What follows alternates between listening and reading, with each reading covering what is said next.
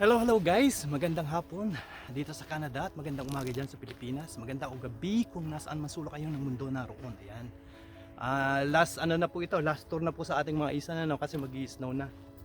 Kasi autumn na, mag-autumn na po ay 2 weeks. Hindi pa nag-start officially ang autumn ng here in Canada.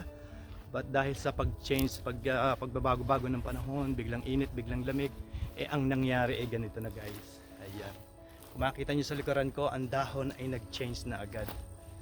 Ayan, simula na yan. Ibig sabihin, sinyales na ng autumn. Ayan. Pag nakita nyo to guys, yung dahon na to, kung kayo tika rito sa Canada, nag-simula na yan ng feeling pakiramdam ng depression. Ayan, or ng kasi yung mas marami ang Canadian na ayaw yung super lamig. Kasi sinyales ito ng super lamig eh. Ayan. Magbabago na ang panahon, magbabago na, magpupunta na tayo sa winter guys, ano.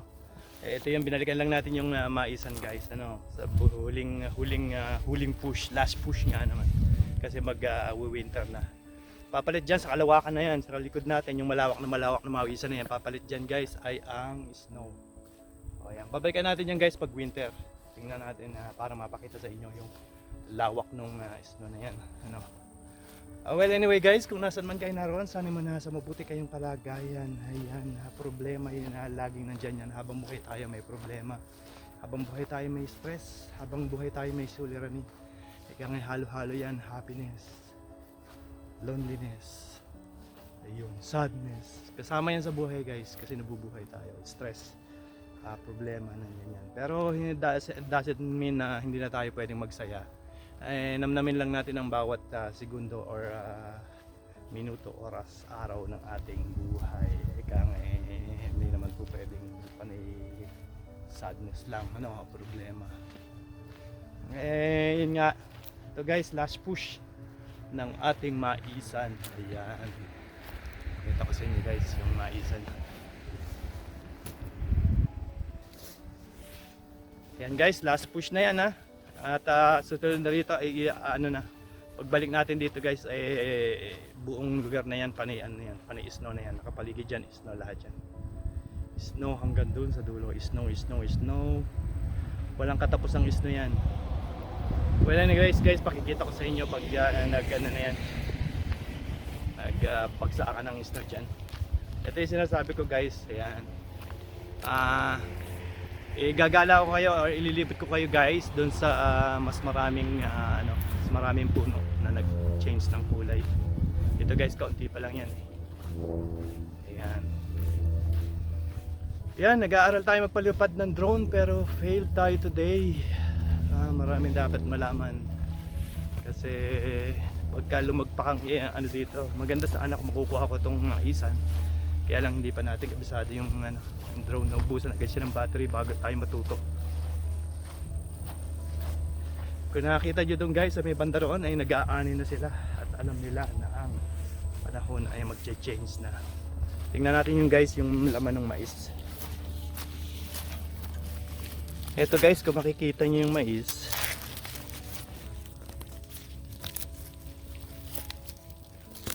eto yun. Ito yung laman ng mais. Ito guys ay mais na ito yung pang feeds, panghalo sa feeds guys, hindi ito pangkain. Kala ko pangkain eh. Kasi super tigas niya agad eh oh. Hindi pa naman siya dry na dry. Hintayin itong mag-dry. Hintayin itong mag-dry na dry, tsaka nila anihin yung mga dahon. Pagka nag-turn na siya ng ganito kulay, yung mga dahon, pag nagganyan na yung dahon niya, kasi marami pag green eh. So saka siya aanihin guys. Yun, so siya aanihin para madali na siyang diretso na yan guys, magkasama na pati yung puno niyan. Magkasama na yung puno, yung tadyang na yan. Gigilingin din yan, sabay-sabay ihahalo siya. Ayan.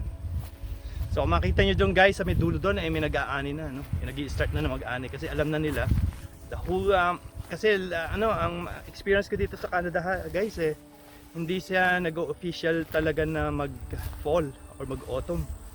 Nag-i-snow agad. So hindi pa autumn ngayon guys ha.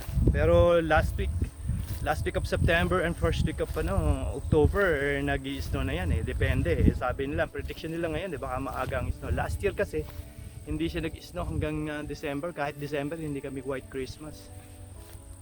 So yan, ang last push nga naman, eto na. Pagkatapos na to guys, yung month na to, malalaman natin kung talaga mag-i-snow na. Ayan, maghatid tayo ng balita sa mga susunod na panahon. Or susunod pang isang linggo o 2 linggo. Ayan, last push ng maisa natin guys. At ani na, sinusimula na siya mag-ani doon sa banda roon. Yun, yung mga grain siguro ang inaani doon ba guys. Hindi natin sigurado. Ayan.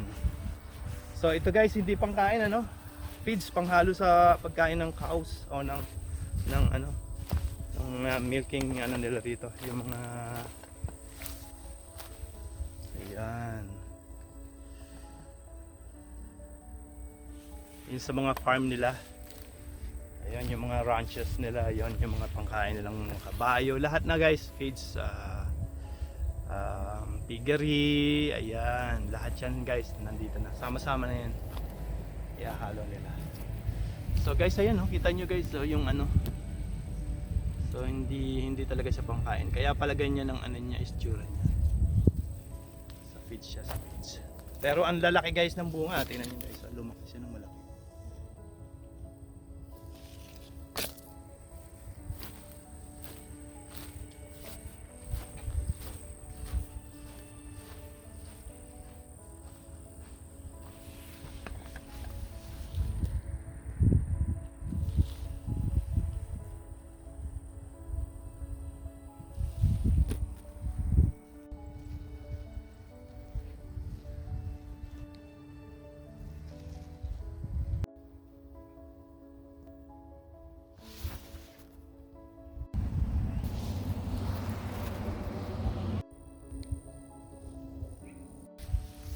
Pagka may yung mga dahon, pag senyalis na ng autumn kasi guys,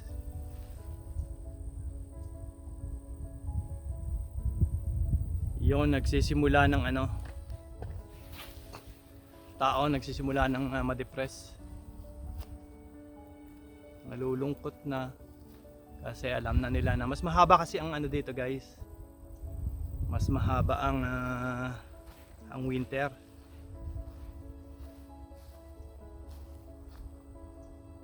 Mas mahaba ang winter kasi guys kaysa summer. Napaka-short ng summer. Ang problema naman guys pag summer, sunog, wildfire kahit saan, buong Canada. Hanggang ngayon may mga wildfire pa.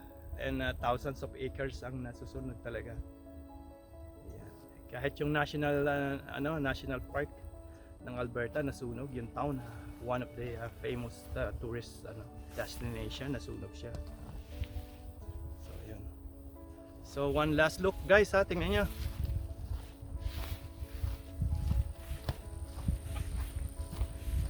Papalit dyan mga snow na next time.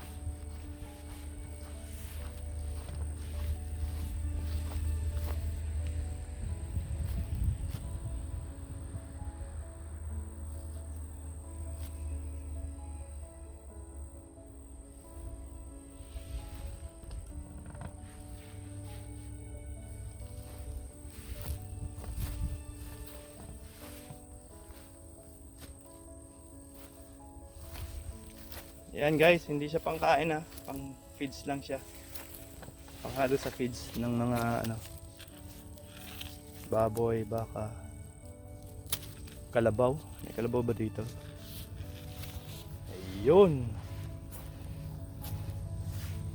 Ayun, manok. Pangkain, basta pang feeds niya. Kahit saan siya.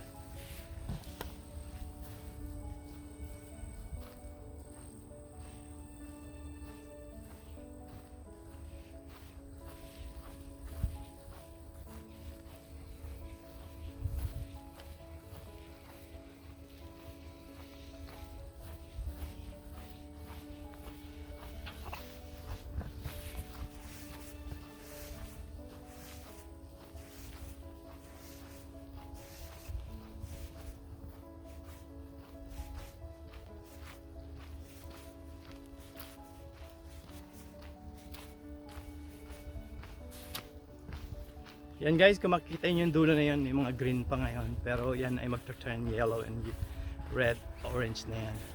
By 2 more weeks, couple of weeks. So sooner, I guess. Yan guys.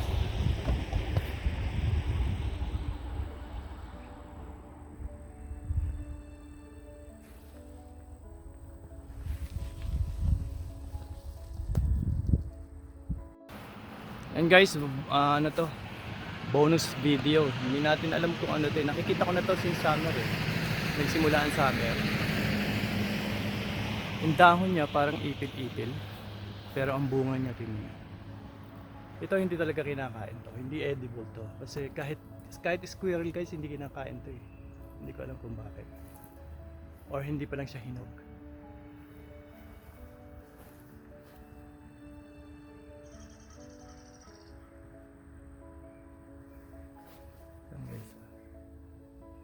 Cute ng bunga niya. Napakadami sa isang ano. Hindi natin. Ito hindi edible to. Hindi natin alam kung ano. Parang ipil-ipil eh.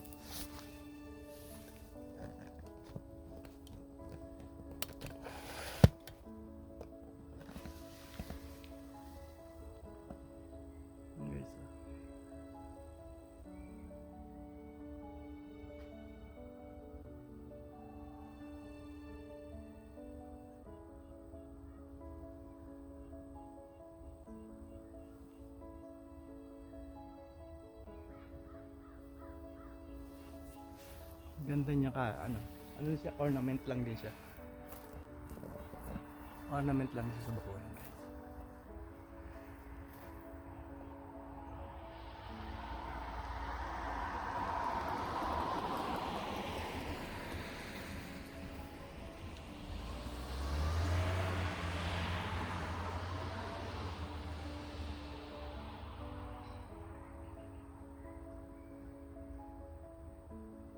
So yun, ang ganda guys. Yan ang bonus video natin. Dito guys, ang dami. Kung nakakita nyo, puting-puti, pulang-pula lahat to. Grabe ang pagkapula nyo. Pula ba o orange?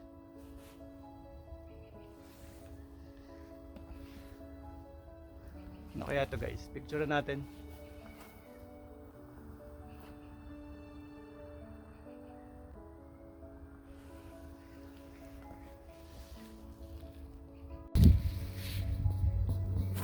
Doon sa taas maraming bunga.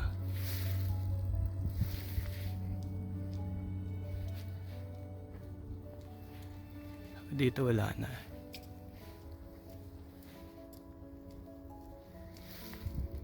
Lahat nasa baba. Hello, hi. Yeah, that was wasted a lot of apples right. Isn't it a shame? I know. Before I remember, there's like a company or agency or like a charity collecting this. Or some, yeah, you can. And then collecting, and then they're, I think it's doing a baked pie and everything, and then donated. But right now I didn't see anybody collecting it. Right? Yeah. Just a waste. Yeah, it is.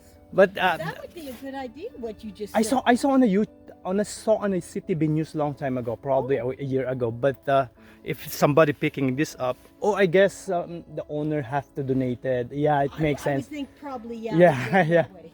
Because they are not good doing this, like going to house and picking up without permission of the owner, right? Yeah, for sure. So I yeah. would think you would have to probably initiate it. Initiate yeah, it. That would be a Yeah, good yeah, idea. I didn't hear about that, but that's Yeah, a in great the idea. in a CTV news, I Yeah. saw that, and I said, "Oh, this is a That waste." would be a very smart idea. Yeah.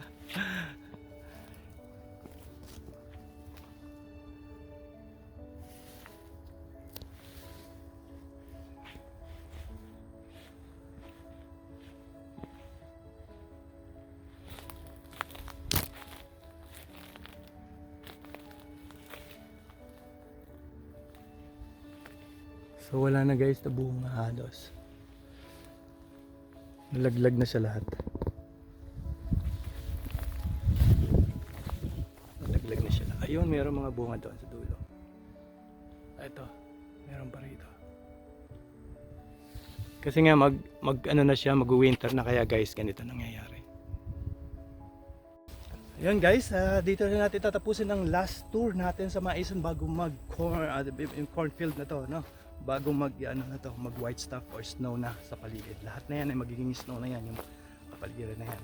At igagala ko kayo pagdating ng ng winter dito sa lugar na to. Same place guys, tingnan nyo, tandaan ninyo, Slopey. Ito yon. Pupuntahan ulit natin ito pagdating ng winter. Ayan, para makita nyo ang difference nung summer, winter, and fall. Ayun. Guys, please, ini-invite ko po ulit kayo na please subscribe. Please. And sa mga taong hindi pa nagsusubscribe, so sa mga hindi pa nagsusubscribe, please subscribe guys. Ayan. Para makapag-reach out tayo. Ayun. Yan ang dream natin eh. Wildest dream. Ekang katulong. Ayan. Marami nahahabag lang ako guys kasi marami humihingi ng tulong pero hindi naman tayo sustainable, so makapagbigay tayo paunti-unti lang, wala lang yung makakaya natin. So kung guys tayo magsasama-sama, magsusubscribe guys, makapag-reach out tayo sa talagang those people who in needs the most. Yun guys, tinatapos natin dito ang video na to at once again, please subscribe guys. Ayan. Tapos na ang ating muntik na akong timpalok. Tapos na ang ating tour sa Maisan. Mula ito guys, kung babalikan nyo yung videos natin sa ating YouTube, nagsimula ito sa 200 ka lang tapos sumunod nating visit ay naging waistline. Yung third visit natin guys ay nagbubunga na siya na maliliit.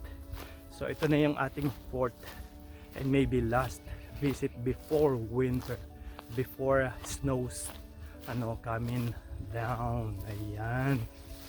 So guys, once again, maapila ako sa inyo, please subscribe. And sa mga nakapag-subscribe, thank you so much. Talagang greatly appreciated. Ayan. So layo natin guys yung makapag-reach out sooner or later. Thank you and appreciated guys. Ciao. Buhay po tayong lahat.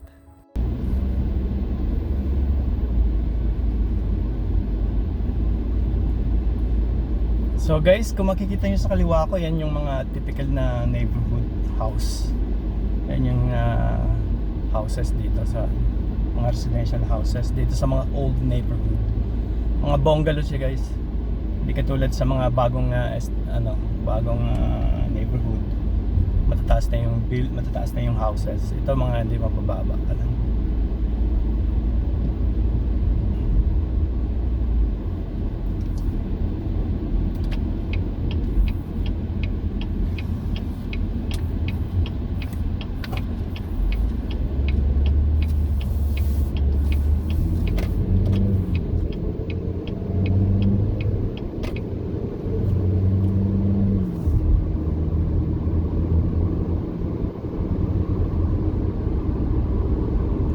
This week guys, magiging mainit pa ngayong this week.